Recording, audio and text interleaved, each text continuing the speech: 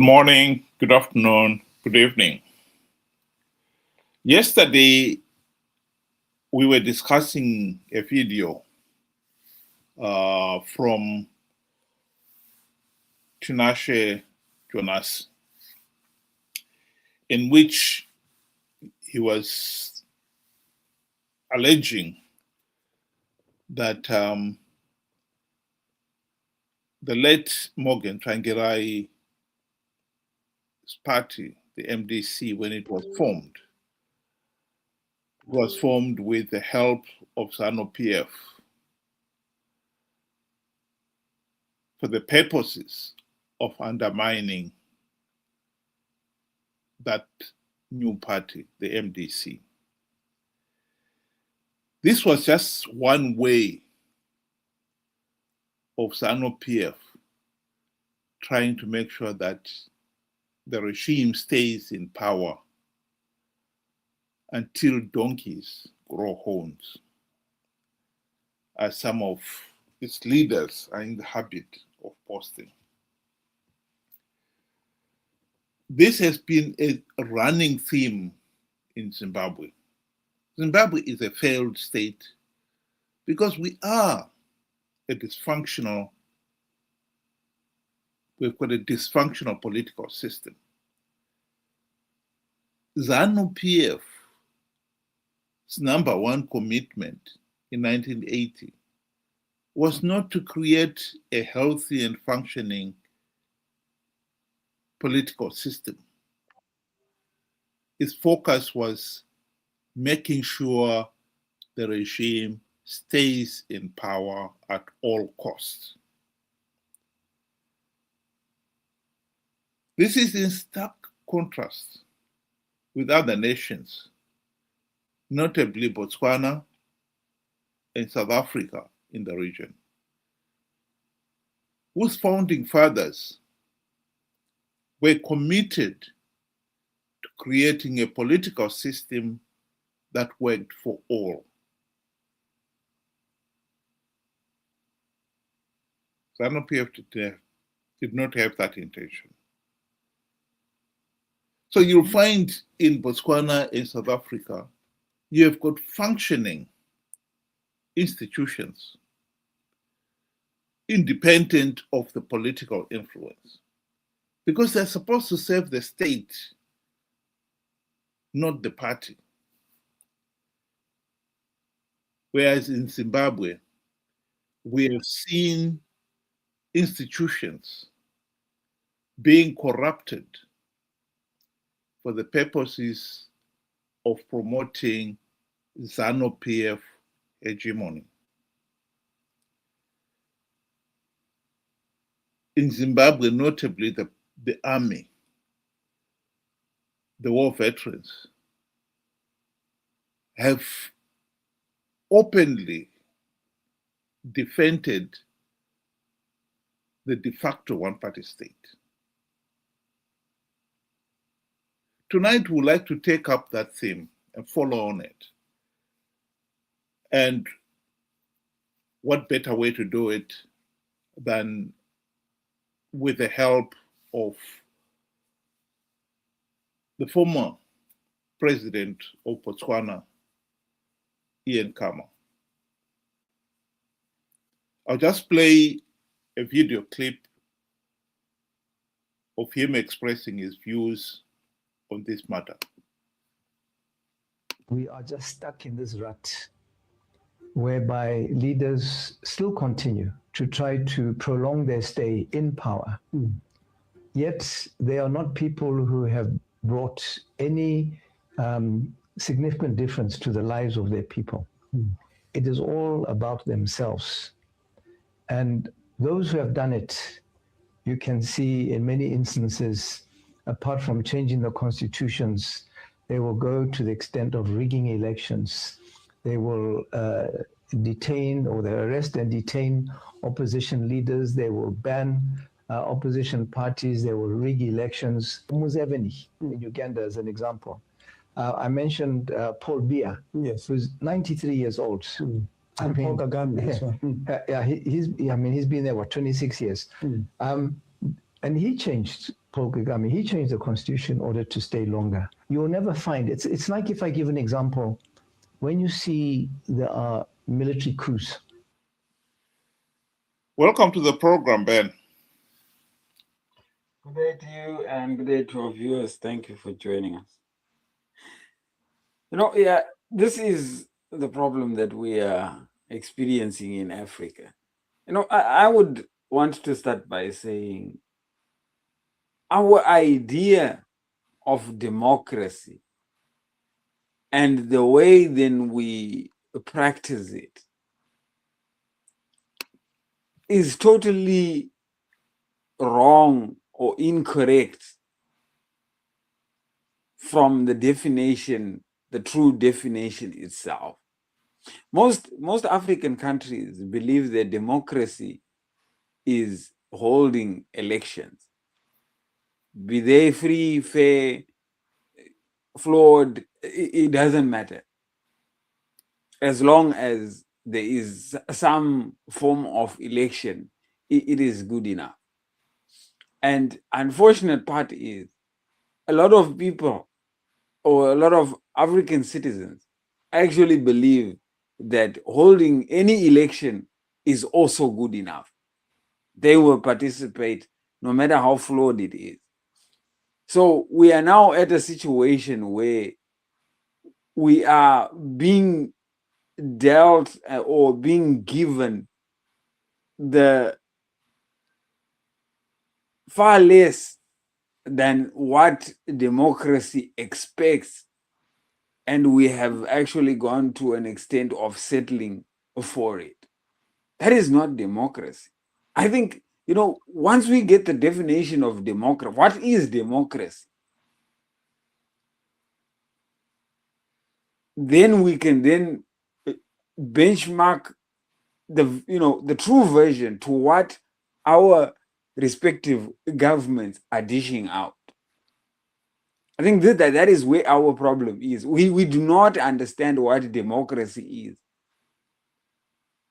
but we pretend to be practicing it.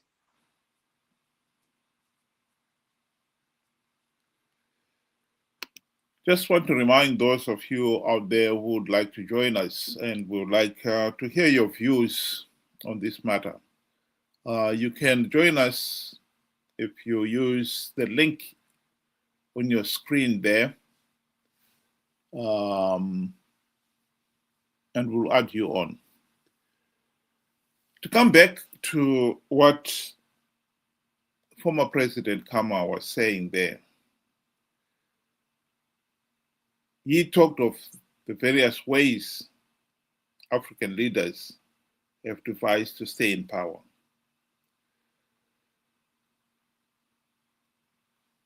We can go through all of them, or some of them. And in this program, we'd like just to pick one or two. One of the ways dictators like Robert Mugabe wanted to consolidate their stay in power was to erode the right to a meaningful vote. For ZANU-PF, this started way back with the very first elections, the 1980 elections.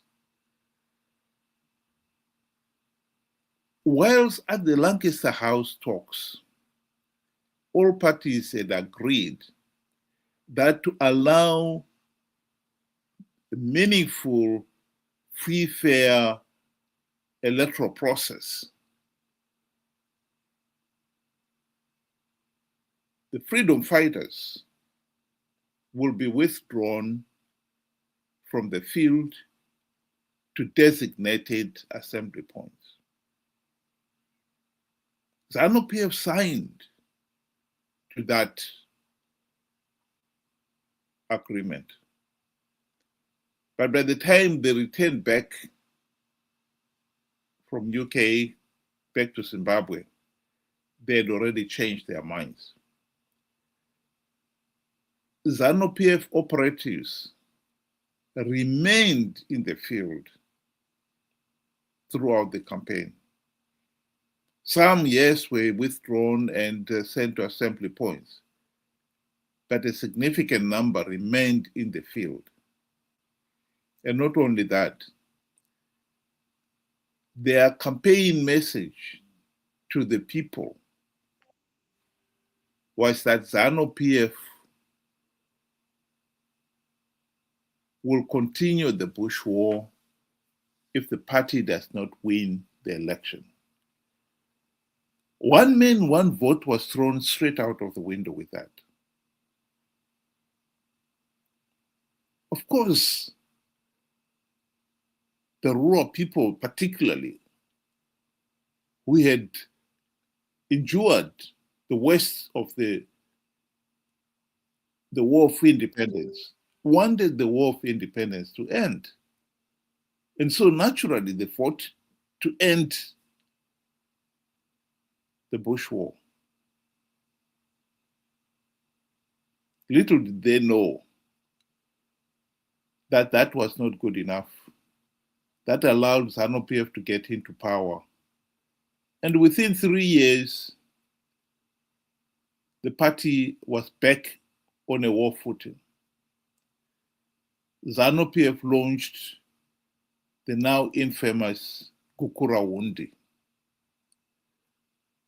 The primary purpose of Gukurahundi was to force the only other serious political opponent to ZANU-PF, PF SAPU, to give up its independence as an independent party and join ZANU-PF. And this Gukurahundi was to continue from 1983 to 1987, when PF SAPU finally relented and signed the Unity Accord.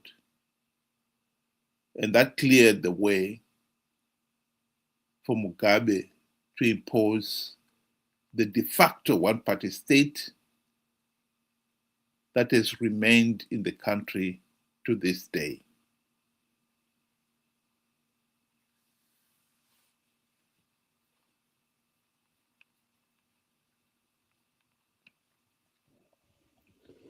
See, the problem, like I mentioned earlier, is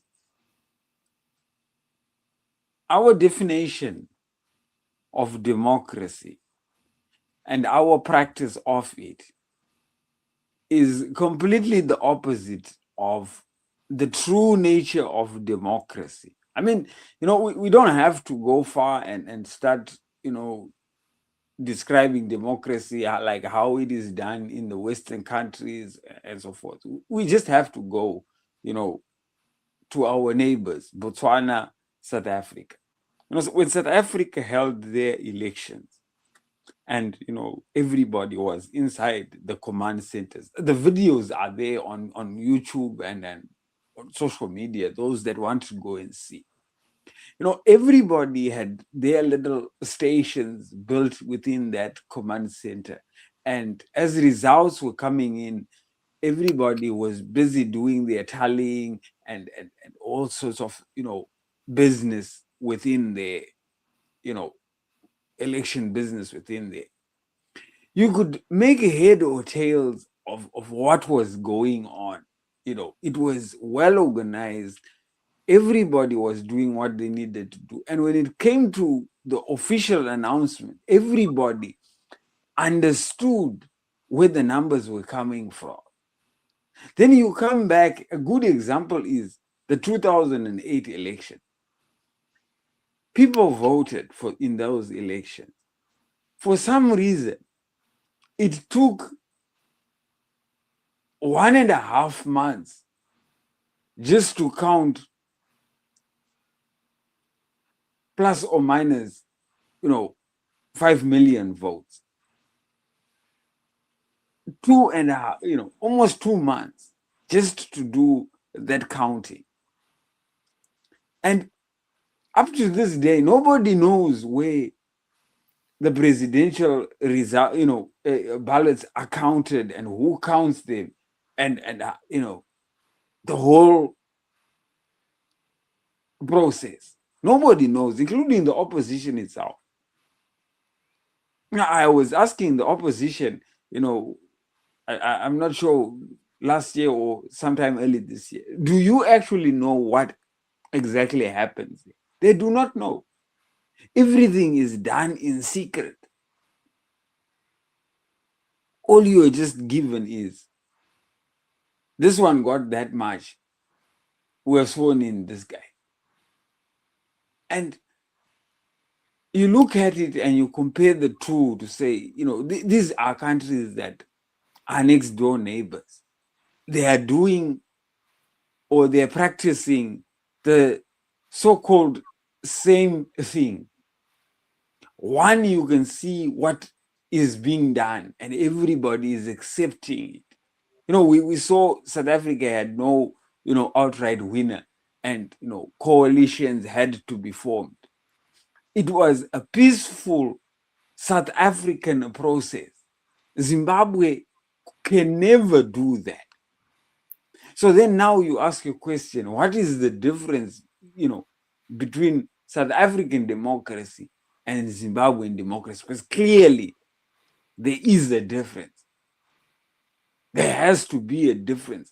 When one is so organized and does the thing in a timely manner and transparent, and the other one, it's all hidden, it's forcing, it's fighting, murdering, all sorts of evil deeds and human rights, infringements. It cannot be the same democracy. These are two opposite, countries, next door neighbors, but trying to say they're practicing the same thing. But you can see that definitely there is something different between the two.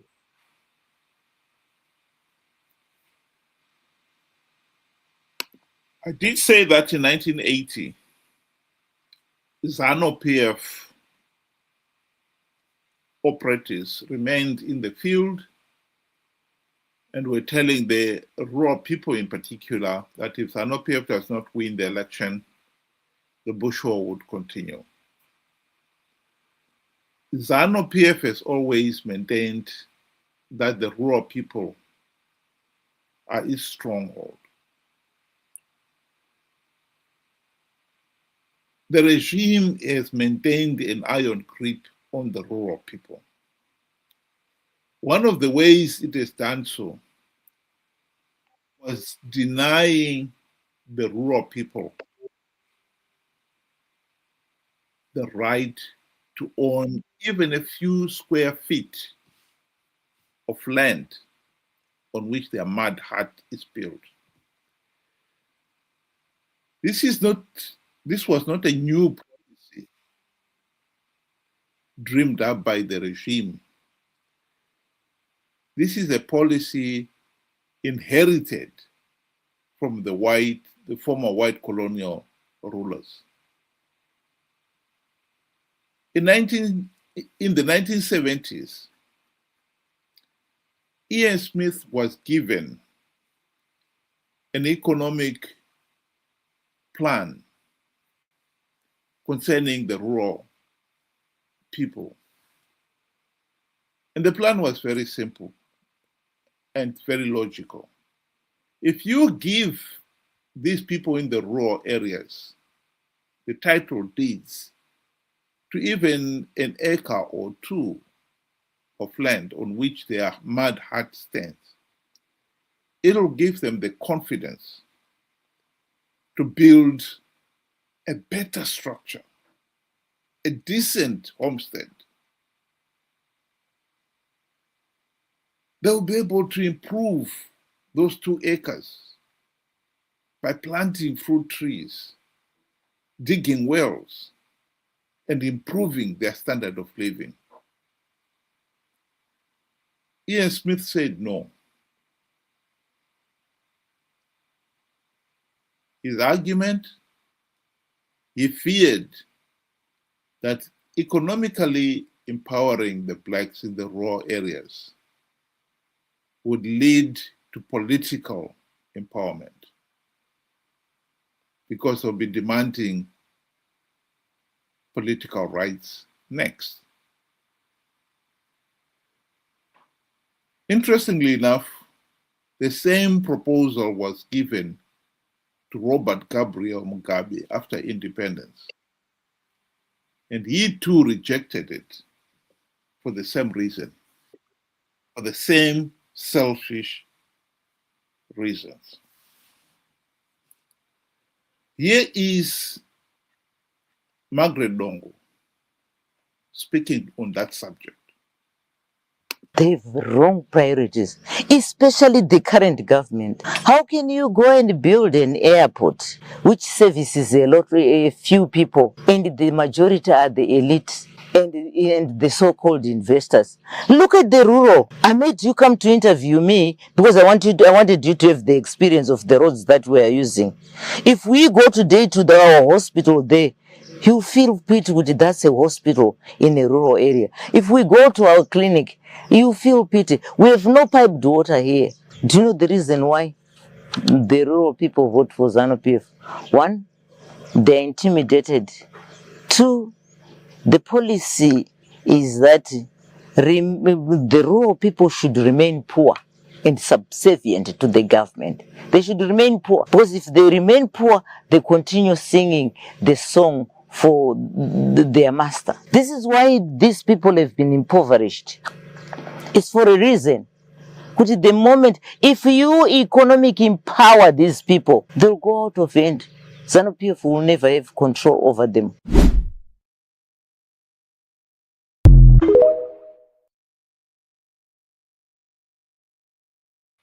It is sickening to admit that whilst the War of Independence, as far as the rural people were concerned, were fought over the land,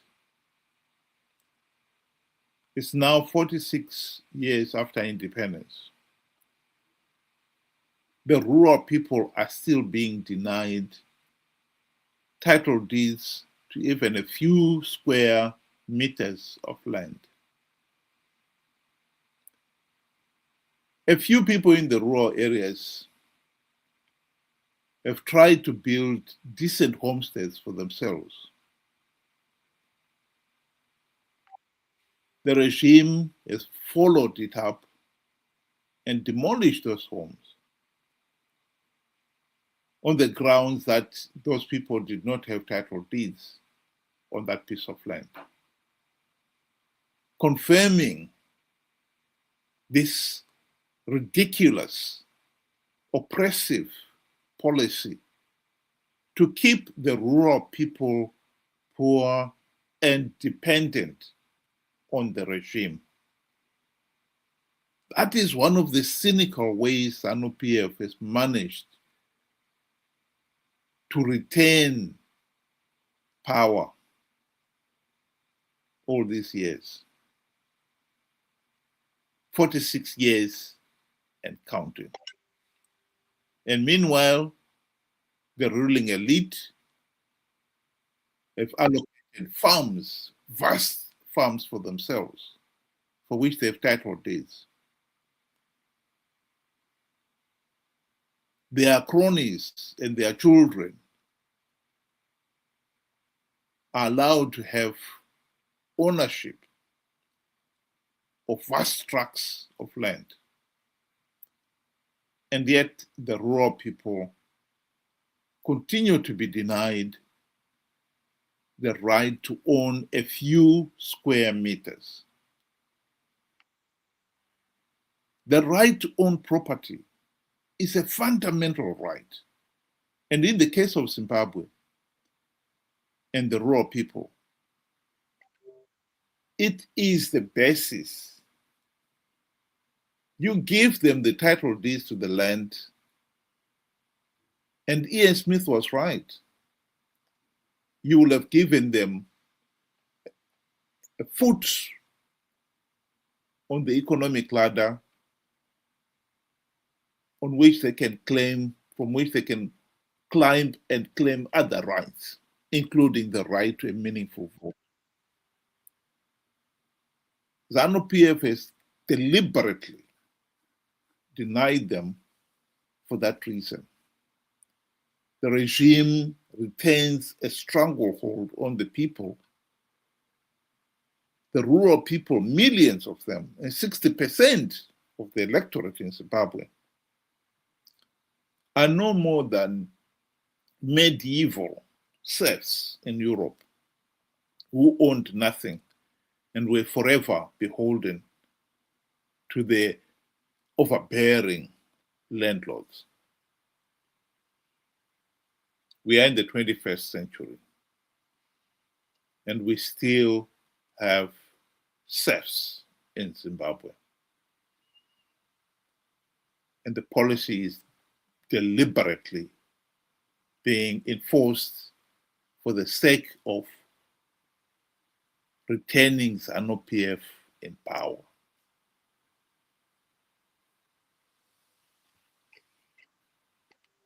But one other problem that we need to look at is that, yes, I do agree with you, you know, that ZANU-PF has deliberately kept, you know, people in Zimbabwe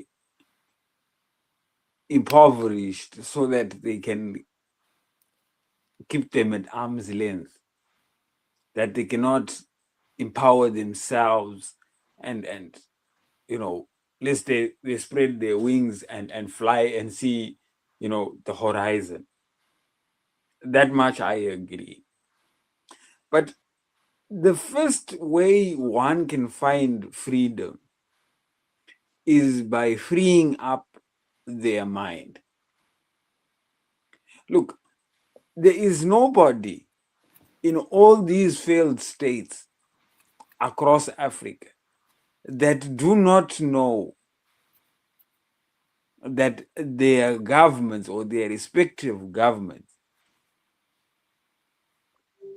rig and manipulate elections. There is nobody in this day and age that can seriously say that they do not know that there is rigging, that they have failed institutions, failed independent institutions that were meant to protect them. There is nobody that can say that. Otherwise, the first thing that would be is you yourself that are practicing without knowing are equally liable to the consequences. You cannot say that you want to practice democracy when you're not knowledgeable about what democracy is itself. So by us taking, for example, in Zimbabwe, us taking flawed elections, settling for them, looking forward to them. Right now, we know ZANU-PF has taken away 2028. But many Zimbabweans out there, including the learned opposition members, were very much eager to participate in the 2028 election, but fully knowing that ZANU-PF is going to manipulate the outcome. ZANU-PF is going to intimidate the rural folk. Some areas you cannot even access. You do not even know whether they exist or do not. There is no voters' roll, verified voters' roll. But they were willing to participate. Then the question now is, what kind of democracy is that? Is it the correct definition of democracy? And I said, we're not going far. Is it the same or is it similar to the democracy that was practiced in South Africa? Now, if you find that there is a big difference and most of your those questions cannot be answered, then you're not practicing democracy. And if you are learned and you are encouraging people to say, let us go into this election, let us go and try, knowing fully well that all these things that I have mentioned are irregular, are illegal, are undermining what the Constitution says, and still practice, then you yourself plus ZANU-PF are equally responsible for the outcome. Many African nations and states are failed states because they want to show the world that they are practicing democracy by giving people flawed and illegal elections. And that would give them the tick to say a democratic nation, no matter how flawed it is. Just by just conducting some form of election is good enough. I mean, look, you can go to Uganda. Recently, they had an election. The entire opposition was in jail by the time the election came through. I mean, if you're going to say, democracy is holding an election, surely Uganda is very democratic because they have always held election, though the opposition is jailed. Zimbabwe, when the opposition wants to go on the campaign trail, they're stopped by the police because police don't have the manpower to protect them, as they say, or there will be violence. Yet, they give you an election. So we are going to call them one of the most democratic countries out there. Just performing an election is not good enough. And by now, like I said in the very beginning, the people should know now. Because you cannot practice something that you do not know and you do not understand. You are now liable. Yatsika msheche yamwa. That's what they say in Shona. Once you get by the river and you take your donkeys or your cows to the river, the one that doesn't drink, you won't mind because you have done your job. That is what ZANU-PF does. It will just give you any form of election. And we, being naive and gullible, we just take it. And once we have taken it, they can sing the song to say, we are constitutionalists. We are, a very democratic party, and so forth. And you cannot reverse that because those are the consequences of participating in rigged and flawed election.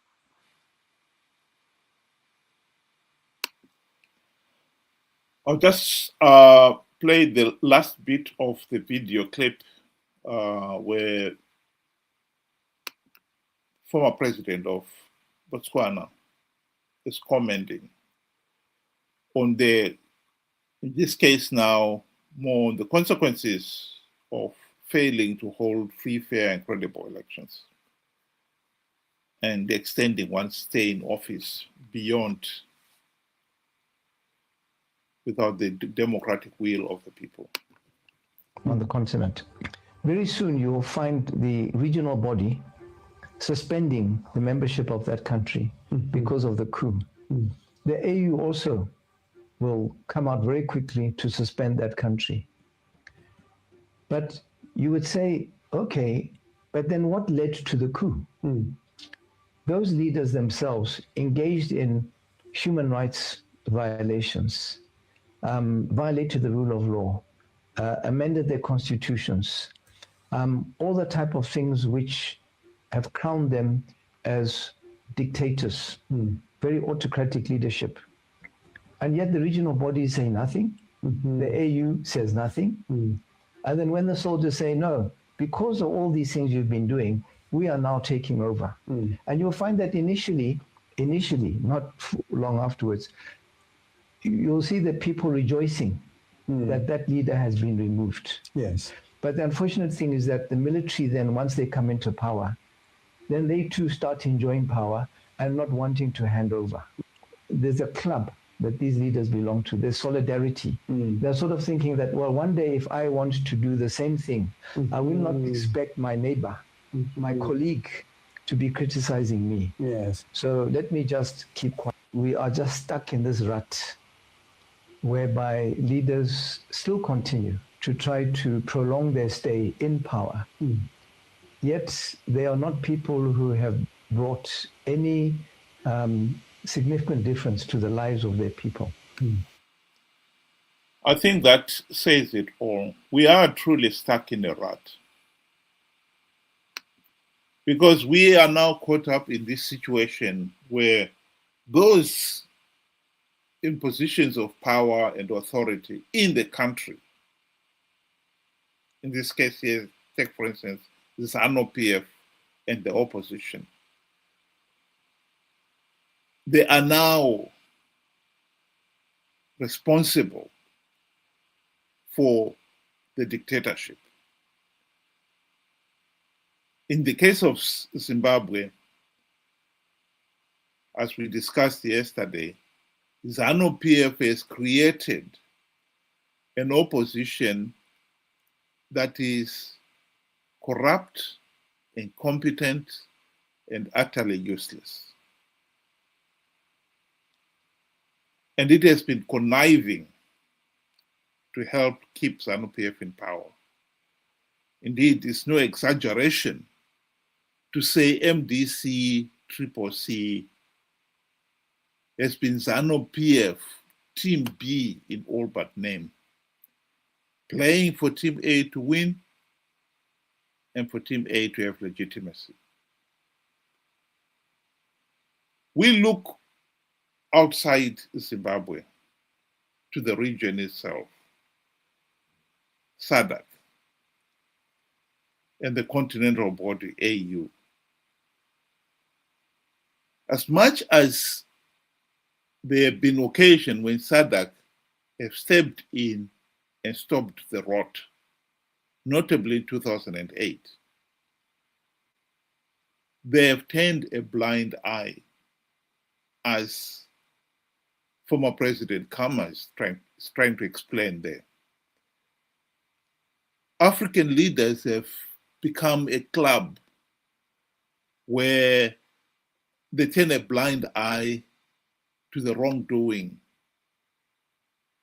of their neighbor, like he said, because they think, oh, I may want to do that as well tomorrow, and I don't want my neighbor to be criticizing me. And this has not helped Africa. It has encouraged these despotic leaders to stay in power forever. We are stuck. There's no doubt about it. Salvation cannot come from within the country because the ruling elite, in terms of the ruling party and the opposition, are actually one and the same thing. And the ordinary people, there is another serious problem there. Because whether we care to admit it or not, the ordinary Zimbabweans have been ignorant, naive, and gullible. Yesterday, we discussed this problem of how ZANU-PF corrupted the opposition, but also emphasized that the opposition leaders themselves, like Morgan Tsvangirai, were incredibly, breathtakingly incompetent and corrupt in their own right. And yet you'll find their supporters would not accept that. They've got what we called this personality cult mentality, where leaders like Tsvangirai and now Nelson Chamisa have been elevated to the position of demigods who can do no wrong. That has not helped Zimbabwe dig itself out of this mess.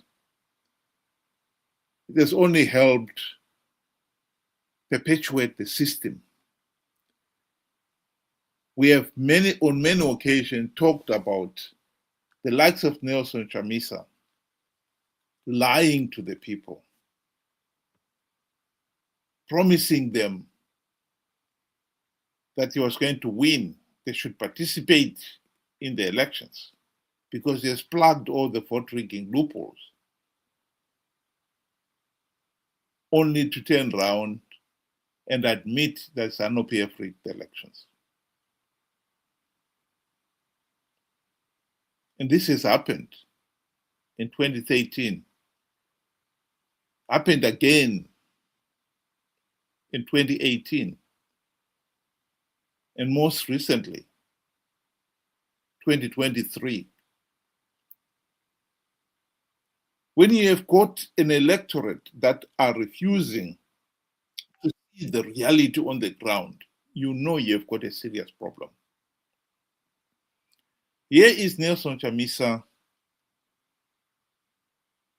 in 2023. Makorokoto Zimbabwe nokuti hakuna munhu anomira kana denga raronga plan. Denga raronga plan, denga harifo iri. Plan yaMwari haifo iri. Ini ndatanga kugadzira cabinet. There is no way we are not going to form a new cabinet. There is no way we are not going to have a celebration. There is no way we are not going to have an inauguration. Let's start preparing for our inauguration. Let's start preparing for our celebration.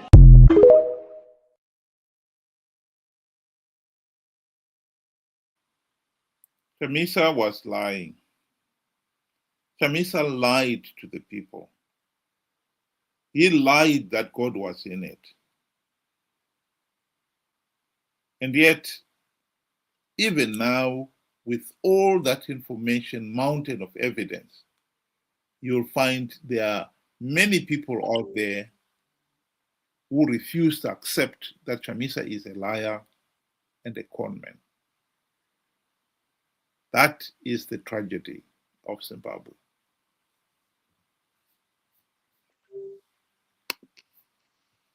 You know, the more you look at it, the more difficult it eventually gets. And I have to agree with, the former president of Botswana here.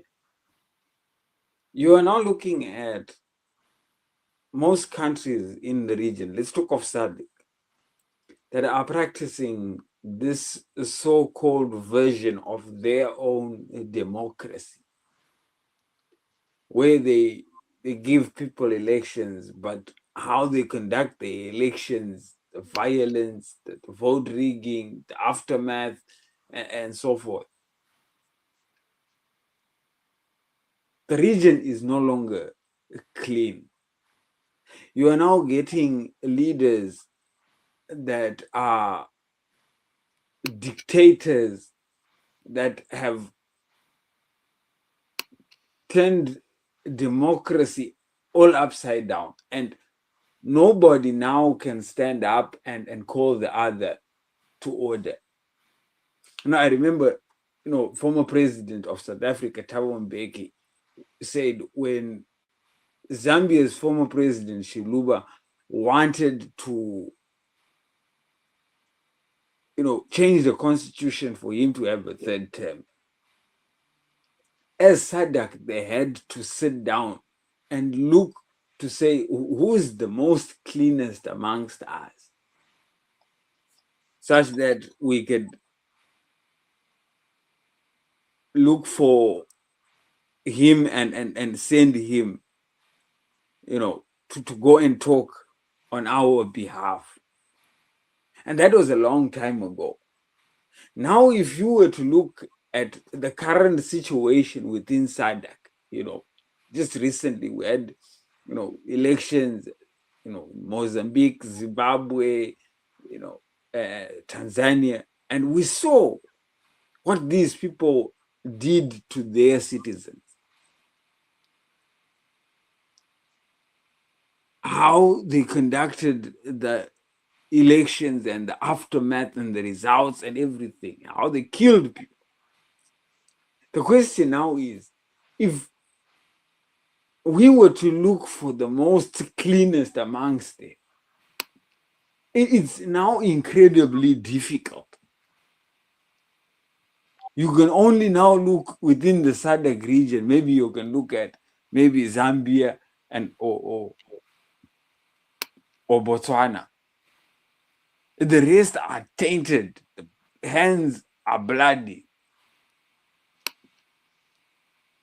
You go all over, Africa. Let's expand into Africa. We are now seeing some countries, instead of waiting to be expelled because they've had military coups, they have removed themselves from their regional bodies. For example, countries like, Burkina Faso and their surrounding neighbors that had military coups as well have walked out of ECOWAS because the organization has failed the citizens. When you see an election process that is not democratic, that has been marred with violence, that involves vote rigging, and after acknowledging a regional body, the observers have come and acknowledged that this is what has happened. And then the various presidents of those neighboring countries or African countries, they send congratulatory messages to that same individual that has just brutalized people's rights and murdered some individuals, and you congratulate them on your win, good democratic practice. You are driving a nail to those that have actually experienced that trauma. You are laughing at them, as now regional bodies and those presidents. You do not command the respect of the entire African nation or regional citizens. This is where we are at now, Wilbert, where, imagine the president of Mozambique trying to call the president of Zimbabwe to order. I mean, he'll just look, hey, you have done probably worse than what I did. I made it, a few in Harare. You went on and brutalized thousands, and it's not even verified. It could be even more. You cannot tell me of the speck in my eye where you got a log. You go to Tanzania, it's the same story. So now nobody between the three nations can come up and say, stop doing that.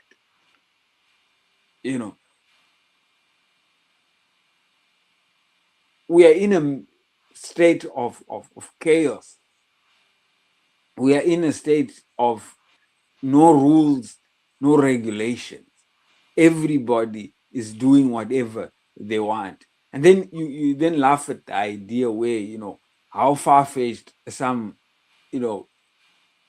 enthusiastic, African citizens are that actually dream there will be something called, a united Africa. When you are seeing dictators strengthening their position, it's no longer just being there. They have gone the extra mile of strengthening.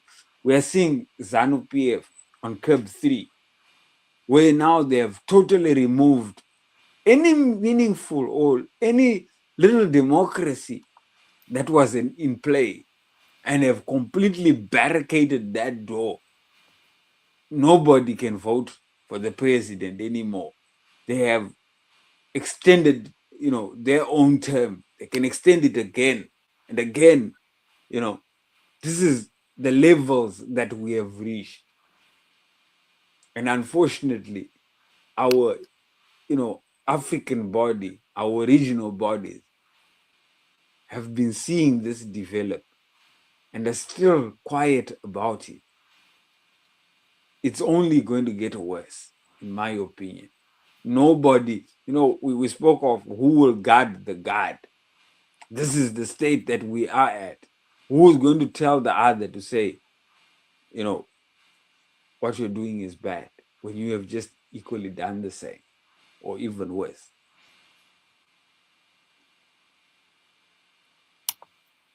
My final remark on this one is that the people of Zimbabwe must have to realize that the present system is not working.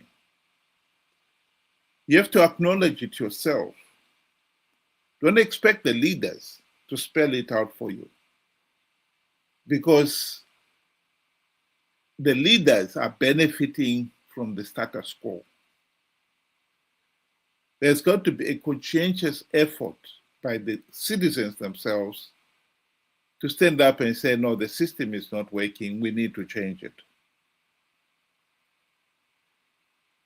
I've talked about how ZANU-PF is maintaining a stranglehold in the rural areas.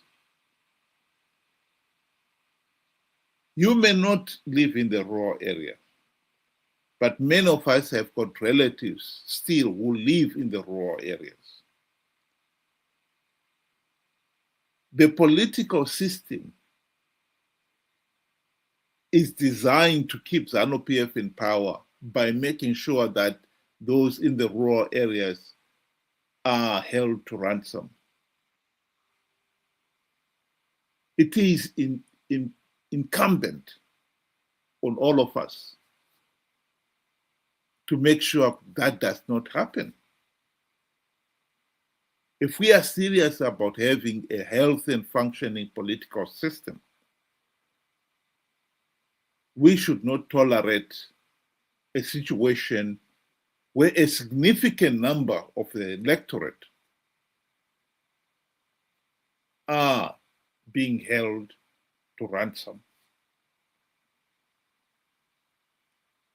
We can change the situation.